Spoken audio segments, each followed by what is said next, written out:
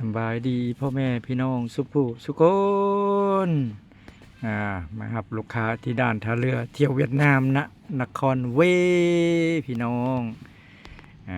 นครเวนครเวลูกค้านัดไว้วันที่12เนาะ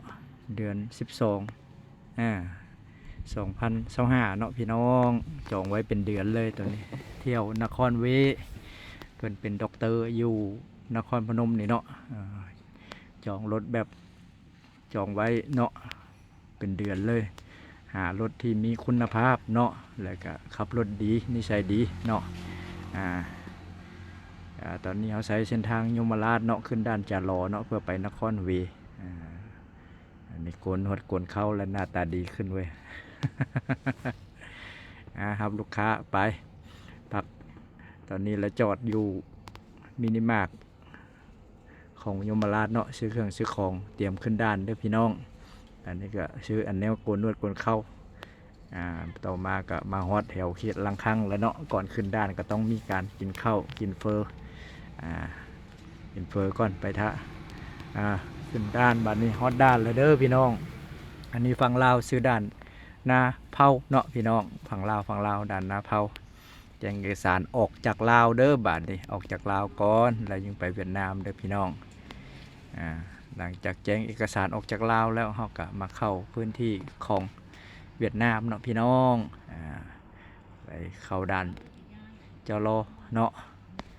จรอจะเป็นด่านเวียดนามเด้อพี่น้องอันนี้โปรแกรมนี้ก็ฮับอยู่ด่านท่าเรือท่าแขกแขวงกำมวนเนาะไปเที่ยวเวียดนามเวเนาะ3 มื้อ 2 คืนเนาะเที่ยวแต่เวอันนี้ก็มาฮอดด่านเวียดนามแล้วนี่ตัวนี้รถเครื่องชี้ของจะเที่ยวพระราชวังเนาะวัดเทียนมู่แล้วก็สุสานไคดิ้งเนาะแล้วก็ชมเมืองเวเนาะ3 มื้อ 2 คืนเนาะเดินทางมื้อหนึ่งกลับมื้อหนึ่งเนาะเที่ยวมื้อหนึ่งอันนี้ด่านจะรอเด้อพี่น้องมาฮอดด่านแล้วต้องมีการทำเอกสารเข้าเวียดนามเด้อพี่น้องตัวนี้เข้าเด้อพาเข้าเวียดนามเด้อเอกสารเตรียมตัวเรียบร้อยเดี๋ยวทำเอกสารให้ลูกค้าให้มันเรียบร้อยเนาะท่านด็อกเตอร์เพื่อนก็เก็บบรรยากาศเพื่อนเนาะด็อกเตอร์เพื่อนอยู่เป็นท่านหมออยู่นครพนมนี่แหละอยากได้รถที่มีคุณภาพเดินทางสะดวกสบายเนาะแล้วก็ดูแลดีจัดไปเรียบร้อยพี่น้องไปต่อออกด่านแล้วเด้อพี่น้องเพิ่นกดกาเรียบร้อยเช็คกระเป๋าเช็คขอกเช็คคนเสร็จปื้มพันแดนนะยังครบเบิดยังออกไปได้พี่น้องไปต่อโปรแกรมนี่เนาะ3 มื้อ 2 คืนเนาะเพิ่นจองวันที่12 13 14กลับเนาะโปรแกรมจะเดินทางวันที่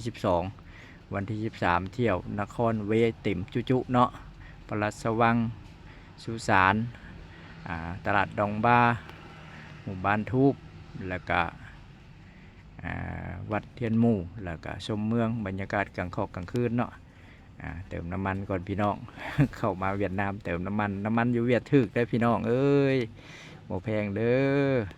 18,500 ดองเท่านั้นถึกหลาย18,500 ดองหารให้กับ800เนาะเป็นเงินบาทออกมาลดแหละพี่น้องหลังจากเติมน้ำมันแล้วก็เดินทางต่อพี่น้องไปสนใจอยากเที่ยวเวียดนามเนาะรับท่าเรือเนาะไปเที่ยวนครเว3 มื้อ 2 คืนติดต่อได้เด้อพี่น้องราคาเข้ารถกับโบแพงเนาะจัดทัวร์กับโบแพงแล้วแต่ความสะดวกคนหน่อยก็จัดทัวร์เมาได้ก็เมาหลังจากนั้นก็มาแวะกินข้าวก่อนพี่น้องในระยะตอนแรกเนาะกินข้าวก่อนกินข้าวที่พักพี่น้องอาหารเวียดนามเนาะไข่เจียวผัดผักเนาะแกงตอนนี้ฮอตที่พักแล้วพี่น้องฮอตที่พักกับประมาณ6 โมงเนาะ6-7 โมงนี่แหละพอดีอากาศดีเด้อพี่น้องประมาณ22 องศาเท่านั้นที่เวียดนามเนาะ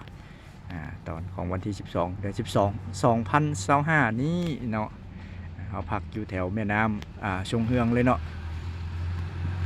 โรงแรม4 ดาวเนาะ